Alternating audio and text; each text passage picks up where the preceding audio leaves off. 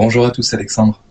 Alors aujourd'hui, on va voir ensemble les enseignements qu'on peut retrouver dans un livre qui s'appelle Chroniques de l'au-delà et qui a été psychographié par Chico Xavier, donc un très grand, célèbre médium du XXe siècle.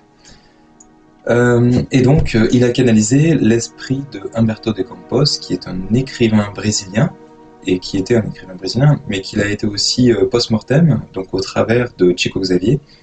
Et donc là, c'est le premier livre post-mortem, justement, de cet auteur, Humberto de Campos, qui, au travers différentes chroniques, donc au travers de différents contes ou histoires, eh bien, il nous donne des enseignements sur la vie qu'on peut retrouver dans l'au-delà. Il nous explique en fait que, notamment, dans les religions, on ne nous explique pas forcément la réalité de ce qui est vraiment l'au-delà, et qu'on est tous à la fois des frères, et qu'on aura tous la même fin, c'est-à-dire une mort, et après une certaine forme de jugement, qui est derrière, pour qu'on puisse apprécier ce qu'on a pu faire de bien, pas bien, et qu'on puisse se remettre en question pour s'améliorer et grandir. Donc Chico Xavier est un médium célèbre tout simplement parce qu'en fait il a psychographié, c'est-à-dire qu'il a récupéré des informations de l'au-delà en écriture automatique. Il a donné énormément de messages à des personnes, donc en tant que médium, mais il a été testé aussi de très nombreuses fois. Et donc parfois c'était devant les médias brésiliens, parce qu'il était au Brésil. Et du coup, il a sorti énormément de livres. Il y a plus de 400 livres qu'il a sortis et qui ont été tous psychographiés. Donc lui, il indiquait bien que le mérite ne lui revenait pas parce que c'était pas lui qui les écrivait, ces livres. Donc des fois, il a pu faire de la poésie de très haut niveau, etc. Alors qu'il n'avait pas forcément d'éducation à ce niveau-là, mais tout simplement, c'est parce qu'il canalisait en fait des poètes ou autres. Donc après, forcément, il avait le niveau de ses écritures était au niveau de l'esprit qu'il canalisait. Et c'est pour ça que là, en fait, dans ce livre qui a été donc psychographié de Humberto de Campos, cet auteur, parce qu'il a écrit aussi des livres de son vivant, nous explique justement son expérience de l'au-delà, ce qu'il a pu avoir comme enseignement.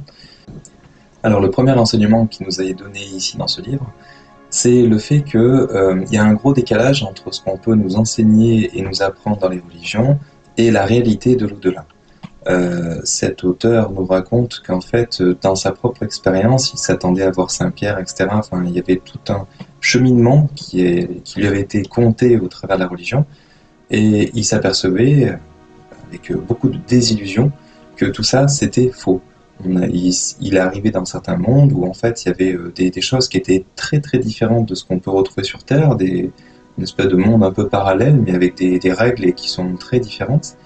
Où on est plus dans le côté énergétique, plus dans le monde, alors soit astral, soit un peu au-dessus, hein, là j'aurais du mal à dire exactement là où il était dans ce qu'il compte, mais en fait il a fallu qu'il se réadapte à des nouvelles règles, à une nouvelle situation et des nouvelles occupations. Donc c'est très nouveau pour lui quand il est arrivé là-haut, et très différent. Donc là il nous explique un petit peu ce décalage qu'on peut avoir en tout cas entre la religion et la réalité. Et il nous explique aussi qu'on peut passer effectivement à côté des petits plaisirs qu'on a sur Terre. Donc ça nous donne aussi une certaine leçon, c'est-à-dire de bien profiter de chaque petit plaisir de la vie. Donc plutôt que de se dépêcher vite pour aller travailler ou faire des choses comme ça, prendre le temps, bien sûr si on le peut, et essayer d'arriver à le faire, mais par exemple de savourer ce qu'on est en train de manger, ou de prendre plaisir à prendre un temps pour soi, ou prendre un peu du temps pour soi pour s'amuser, ou faire une méditation, quelque chose qui nous parle, qui nous fait envie, qui nous fait plaisir. Alors après, dans le deuxième enseignement, il nous explique qu'on est tout simplement tous égaux, et que la mort nous rassemble, c'est-à-dire que c'est la fin de chacun, ça se terminera par la mort. Et très souvent, en fait, la mort, c'est une délivrance. C'est ce qu'il nous expliquait, tout simplement, parce qu'après, quelle que soit la position sociale qu'on peut avoir, il y a toujours des choses qui sont à la fois positives et des choses qui sont négatives. Il y a un certain équilibre, on va dire. Il y en a par exemple qui peuvent être esclaves ou qui ont été esclaves, où là, la mort, ça va être une délivrance, et ça, on le comprend tout à fait. Maintenant, après, si on prend par exemple le monarque, il a beaucoup de choses sur le dos, on va dire. Il a beaucoup de choses à s'occuper, il a beaucoup de contraintes, il peut avoir des stress, etc. Même s'il a beaucoup d'aide ou des gens qui lui facilitent la vie, il a aussi ses propres contraintes. Et en fait, chaque petite chose positive, voire des grandes choses positives selon notre regard, En fait, lui, ça devient son train-train quotidien, ça devient normal, et donc après, lui, il va se focaliser uniquement sur les choses qu'il a à faire et le peu de travail ou le travail qu'il a à faire. Ça va dépendre bien sûr de qui on parle. Mais en fait, ce train-train quotidien, c'est ce qui va lui prendre la tête et c'est ce qui va en fait le stresser. Il y a toujours des notions d'ego, de jalousie entre les monarques, etc. Donc en fait, il y aura toujours des choses qui vont le faire travailler, quel que soit notre niveau. Et souvent, ceux qui ont des postes qui sont reluisants, ils ont beaucoup plus de choses à travailler parce qu'ils sont plus facilement dans l'ego, dans l'argent, etc., donc dans le pouvoir. Donc c'est des êtres qui ont plus de choses à travailler.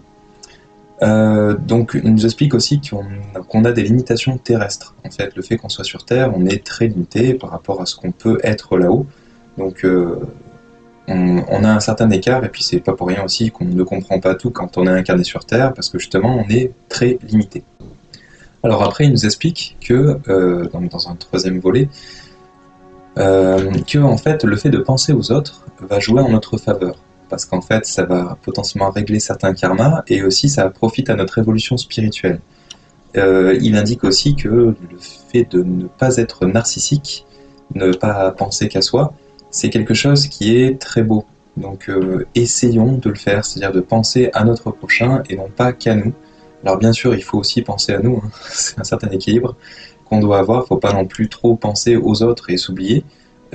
C'est en étant soi-même et en s'aimant soi-même qu'on est capable ensuite d'aimer les autres. Et c'est en s'aidant soi-même qu'on est capable d'aider les autres. Donc bien penser à s'aimer et s'aider soi-même avant de pouvoir aimer et aider les autres. Mais en tout cas, il y en a certains, et pas mal en tout cas sur Terre, je dis pas bien sûr que c'est une généralité, loin de là, heureusement, mais qui ne pensent qu'à eux. Donc ceux qui ne penseraient qu'à eux, essayez de penser aux autres, de donner un peu de votre temps ou de votre argent ou de ce que vous êtes capable de faire, le mieux en fait, aux autres, des fois gratuitement, ou c'est dans le don en fait. Et il faut arriver à travailler un petit peu ça, donc soyez un petit peu dans l'amour inconditionnel, au moins un petit peu de temps en temps, faites un geste, voyez ce que ça vous apporte, souvent ça apporte des énergies qui sont très positives, vous allez le ressentir dans votre cœur, donc voilà, à essayer.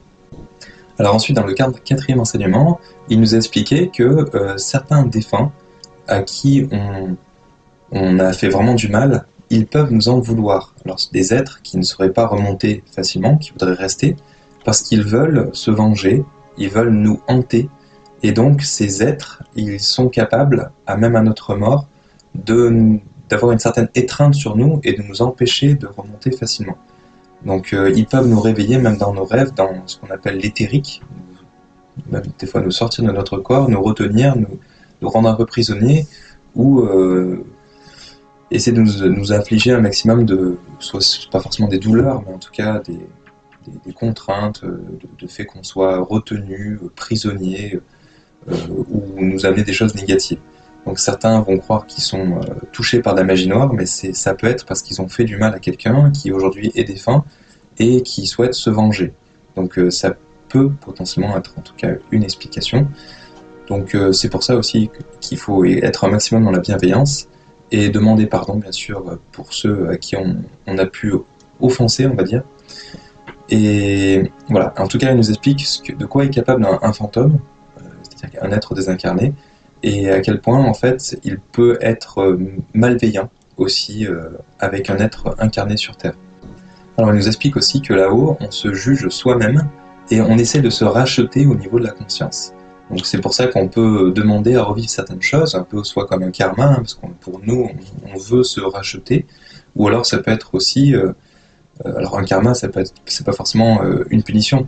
Ça peut être, par exemple, j'ai fait du mal à un tel, et ben je veux revivre une vie avec lui, ou je vais au contraire lui être d'un grand secours, l'aider, lui tendre la main.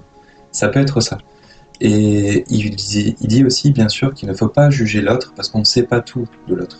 Il a pu vivre certaines choses qu'on ne sait pas, qu'on ne connaît pas, certaines souffrances, certains traumas, que même il a pu vivre dans des vies antérieures, d'ailleurs que même lui il peut ne pas connaître.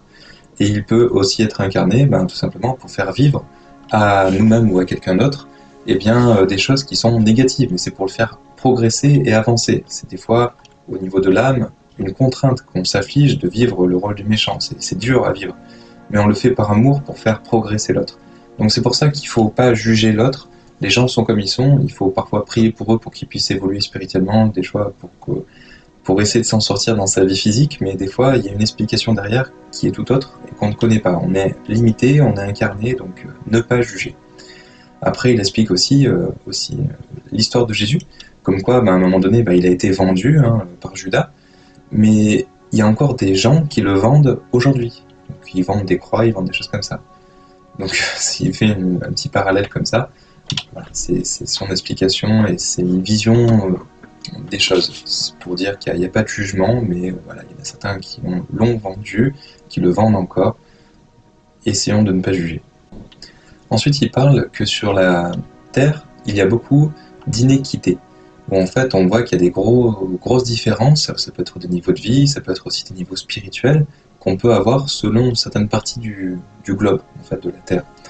Et donc, il disait que les Terriens ont encore beaucoup d'expérience à vivre pour comprendre un petit peu ça, et comprendre qu'il faut partager, comprendre qu'il y a un côté spirituel aussi, et qui a du travail encore auprès de beaucoup de terriens pour évoluer et arriver justement à une certaine notion de partage et une certaine notion d'équité qu'on pourrait avoir en tout cas sur Terre.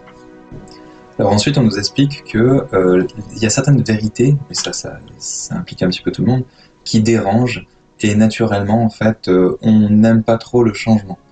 Pourtant c'est des choses, voilà, c'est des flux d'énergie, ça fluctue dans notre vie, un coup on a envie d'être ci, un coup on a envie d'être là. Mais en fait, on peut avoir un frein qui est justement la notion du changement. On n'aime pas trop le changement.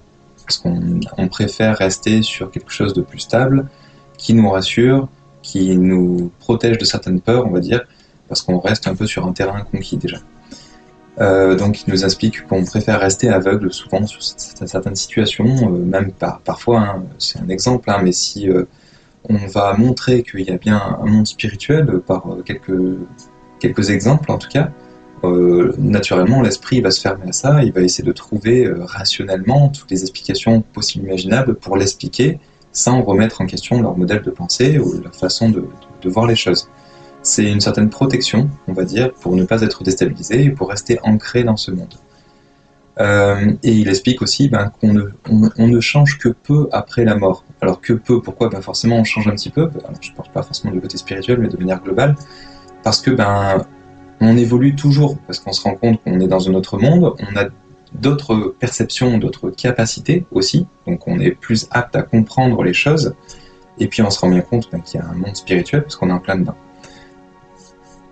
Donc il y a cette notion-là, du fait qu'on change pas trop, on garde notre personnalité juste après un décès, donc c'est assez important comme information quand même. Mais par contre, il y a toujours ce changement qui nous freine parce qu'on ne passe pas d'un modèle de pensée à un autre comme ça en claquant des doigts, c'est pas la mort qui va changer ça non plus. Ça se fait petit à petit et avec des compréhensions, des exemples, des expériences. Et il y a aussi bien sûr la revue de vie qui peut aider aussi en termes de compréhension des choses. Je vous souhaite une bonne continuation et merci de nous suivre, merci de nous laisser un pouce bleu si vous appréciez nos vidéos et ça nous encouragera à en faire d'autres. Et merci de nous laisser aussi un commentaire s'il y a d'autres thèmes qui vous appellent et que vous souhaitez développer, ou si vous souhaitez compléter aussi et réagir par rapport à ce qui a été dit aujourd'hui, n'hésitez pas. Voilà, et à vous abonner si vous voulez être informé de nos prochaines vidéos. À bientôt, merci, au revoir.